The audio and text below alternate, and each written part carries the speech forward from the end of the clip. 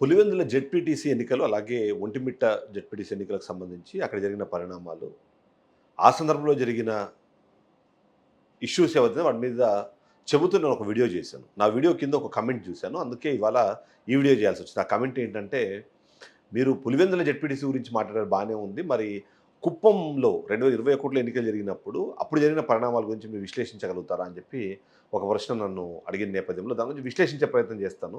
ఖచ్చితంగా అంటే ఈ విశ్లేషణ మేబీ కొద్దిమందికి వన్ సైడెడ్‌గా చేసినట్టుగా అనిపించొచ్చు. కానీ నేను అనుకున్నా, నేను నమ్మిన, నాకు వచ్చిన సమాచారం ప్రకారం మాత్రమే ఈ విశ్లేషణ చేస్తున్నాను. ఇందులో మీరు పార్టీలని ఆపాదించినా నాకు పెద్దగా వచ్చేదేం లేదు. ఆపాదించకపోయినా పెద్దగా నష్టం ఏం లేదు. సో, ఫైనల్‌గా ఏంటంటే 2021 ఏదైతే స్థానిక సంస్థల ఎన్నికలు జరిగాయో, ఆ సమయంలో కూడా మనము చాలా ఎక్కువగా విమర్శలు వినిపించాయి. వైసీపీ వన్ సైడెడ్ ఎలక్షన్‌లు చేస్తోంది. అంతేకాకుండా కనీసం నామినేషన్‌లు వేయడానికి కూడా ఎవరికీ అవకాశం కల్పించట్లేదు. అక్కడ దాడులు జరుగుతున్నాయి. చివరికి ఏదైతే రిటర్నింగ్ ఆఫీసర్ దగ్గరికెళ్ళేటప్పుడు మధ్యలో కూడా ఆ నామినేషన్ పత్రాలను చింపేశారు. వచ్చిన వాళ్ళని బెదిరించి పంపించేశారు.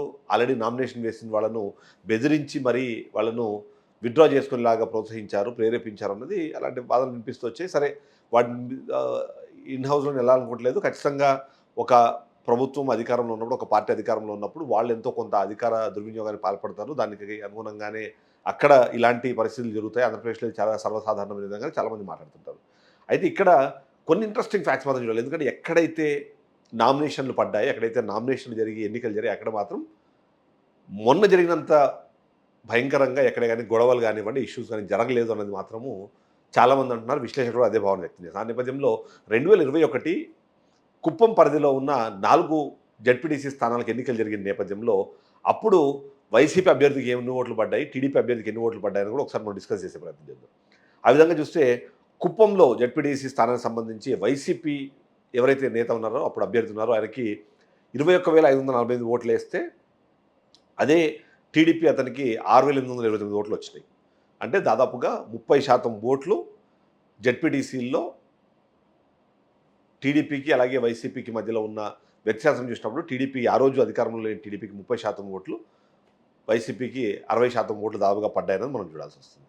అదేవిధంగా రామకుప్పంలో కూడా 20,467 ఓట్లుంటే 27 ఓట్లు వైసీపీకి, 5,384 ఓట్లు టీడీపీకి, సంగపల్లిలో 22,066 ఓట్లేమో వైసీపీకి, 5,796 ఓట్లేమో టీడీపీకి, 20,079 ఓట్లు గుడిపల్లి జడ్పీటీసీలో వైసీపీకి వస్తే 3,854 ఓట్లు టీడీపీకి వచ్చాయి. సో, ఏంటిది పరిస్థితి? నిజంగానే ఆ స్థాయిలో వ్యతిరేకత ఉందా అంటే, వ్యతిరేకత కాకపోవచ్చు. కానీ అప్పుడున్న పరిస్థితుల్లో స్థానిక సంస్థల ఎన్నికలు ఏవైతే ఉన్నాయో అవి అధికార పార్టీకి అనుకూలంగా జరుగుతాయనేది చాలామంది విశ్లేషిస్తున్నారు. అందుకే కాకుండా ఎలక్షన్లు జరిగి జస్ట్ 2 సంవత్సరాలైంది. మరో 3 సంవత్సరాల పాటు అవకాశం ఉన్న నేపథ్యంలో దానికి అనుకూలంగా ఓటింగ్ జరిగి ఉంటుంది. లేదా ఏదైతే మనం అనుకుంటున్నట్టుగా కొద్దిగా వాళ్ళని ప్రెషర్ పెట్టి ఓట్లు వేయించినా సరే, ఎందుకంటే అప్పుడు మనం కూడా విన్నాం చాలామంది, మీరు ఈ ఓట్లు వేయకపోతే మీకు సంక్షేమ పథకాలు ఆగిపోతాయి, మీ సంక్షేమ పథకాలు తీసేస్తాము అనే విధంగా కొంతమంది వైసీపీ నాయకులు మాట్లాడారు. కానీ ఎంతైనా సరే లాజికల్లీ ఆలోచించిన 30% ఓట్లు అన్నవి టీడీపీకి ఆన్ యావరేజ్ పడ్డ విషయం కనిపిస్తుంది. ఒంటిమిట్ట ఎలక్షన్స్ చూడండి. 2024లో ఒంటిమిట్ట జరిగిన ఎలక్షన్స్‌లో కూడా ఇద్దరి మధ్యలో తేడా 6,000 చిల్లర ఉన్నాయి. కానీ 60% ఓట్లు టీడీపీకి, 30% ఓట్లు వైసీపీకి పడ్డాయి. కానీ ఒక్క పులివెందుల్లో మాత్రమే 90% ఓట్లు టీడీపీకి పడితే కేవలం 10% ఓట్ల కన్నా తక్కువ, 10% కన్నా తక్కువ ఓట్లు వైసీపీకి వచ్చిన పరిస్థితి ఉంది. నిజంగా ఇది పాసిబుల్ అవుతుందా లాజికల్లీ? సార్, 2019లో ఎన్నికలు జరిగాయి. అప్పుడు వైసీపీ అధికారంలో వచ్చింది. 151 సీట్లు వచ్చింది. ఆ నేపథ్యంలో అసలు ఏంటి? అప్పుడు జరిగిన పరిస్థితి ఏంటి?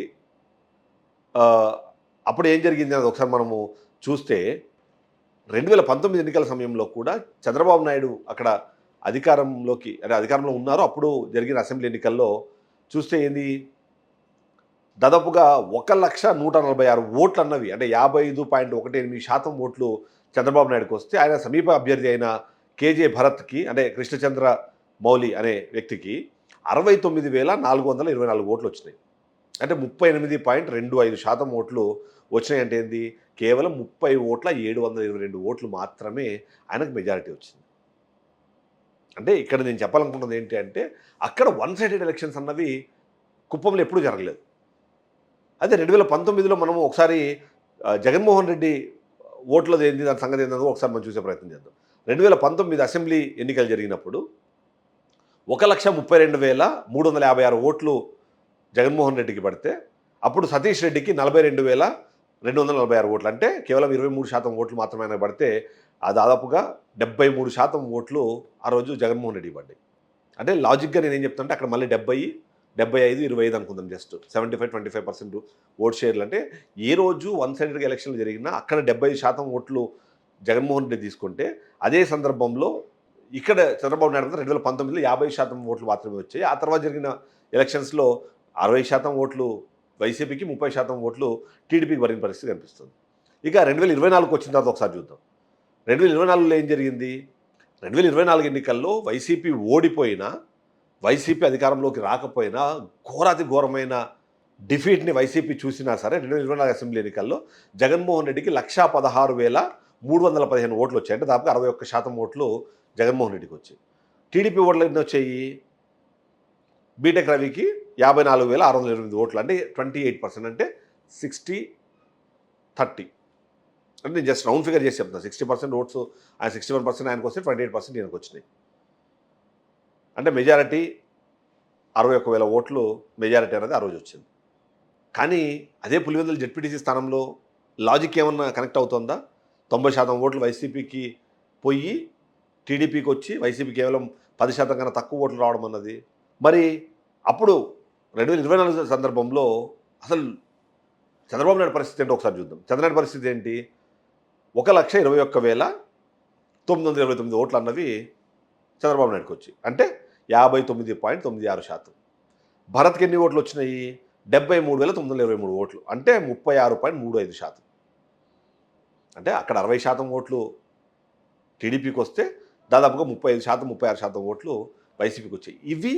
ఈ ఓట్ల శాతం ఏదైతే ఉందో ఇవి హెల్దీగా జరిగిన ఒక ఎలక్షన్ సంబంధించిన ఎంత ఫోర్స్ ఉన్నా ఏదున్నా సరే ఇవి లాజిక్ని కనెక్ట్ చేస్తున్నాయి. కానీ పులివెందుల ఎన్నికలకు సంబంధించి, జెడ్పీటీసీ స్థానానికి సంబంధించిన ఎన్నికలు మాత్రము ఏ విధంగానూ లాజిక్ని కనెక్ట్ చేయట్లేదు.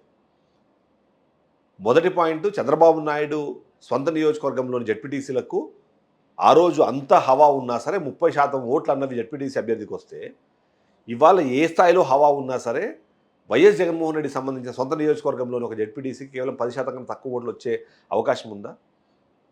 సో ఈ లాజిక్ ఎందుకు నేను చెప్తున్నానంటే, ఎవరైతే నా వీడియో కింద కమెంట్ చేశారో కుప్పంకి సంబంధించి మీరు విశ్లేషించండి అని. సో కుప్పంలో గతంలో ఏదైతే పరిస్థితులు ఉన్నాయో ఆ తర్వాత జరిగిన పరిస్థితుల్లో పెద్దగా మార్పు లేదు.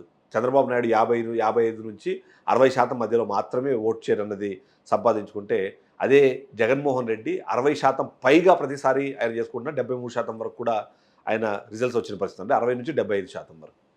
So definitely there is a difference.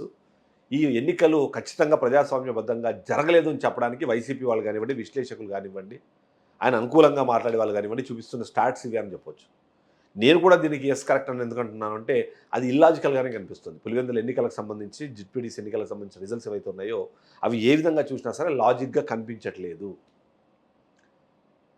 So Vontimitta వెనకాలనే ఉంది. నిజంగానే జగన్మోహన్ రెడ్డి మీదనో వైసీపీ మీదనో ఆ స్థాయిలో వ్యతిరేకత ఉంటే అక్కడ కూడా 10% కన్నా తక్కువ ఓట్లు రావాలి కదా.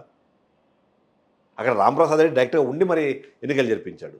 మరి ఎందుకు అక్కడ ఎందుకు 30% ఓట్లు వచ్చాయి?